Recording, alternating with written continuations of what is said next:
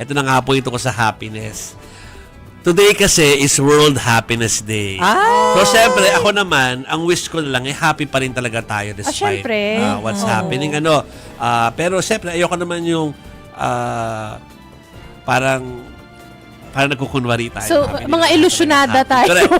Sa survey po nilabas ng Social Weather Station sa SWS, 33% ng mga Pinoy ang very happy sa kanilang pong buhay, habang 15% naman ang not very happy at 5% ang hindi po talaga siya masaya.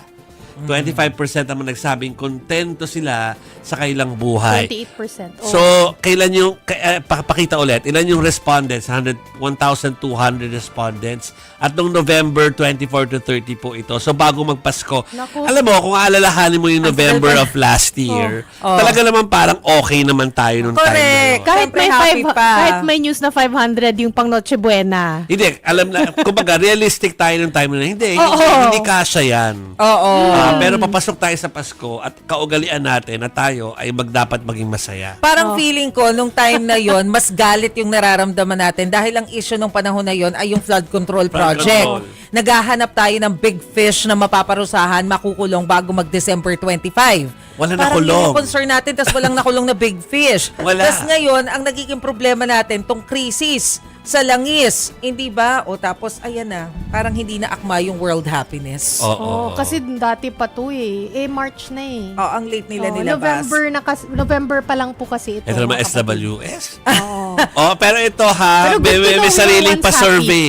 May sariling pa-survey ang 1PH. Oh. So, nasa page po namin yan. Ano daw nagpapasaya sa'yo? Thumbs up kung good health. Heart ba yan kung love life? Oo.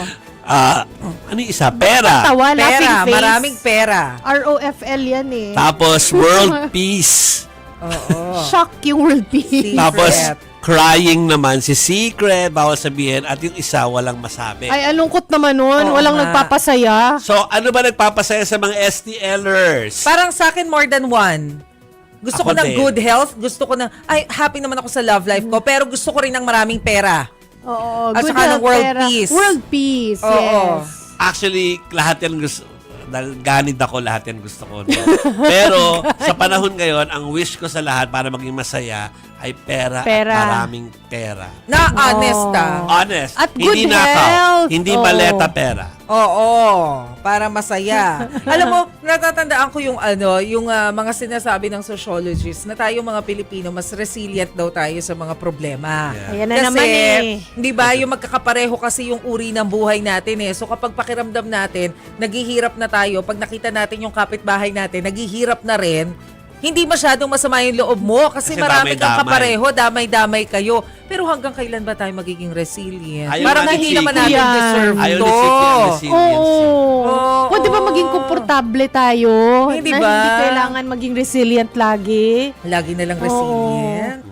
Over naman kasi yung pagka-resilient natin kasi merong pagkukulang sa atin. Ang mga Hindi. nasa Kapag itaas. resilient tayo masyado, ibig sabihin nun merong hindi nagtatrabaho sa taas natin. Yun na nga.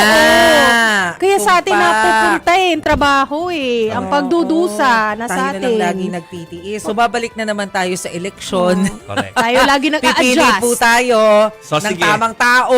I-wish ko na lang na world peace. Ayan, sabi nila. Ano daw nagpapasaya sa atin?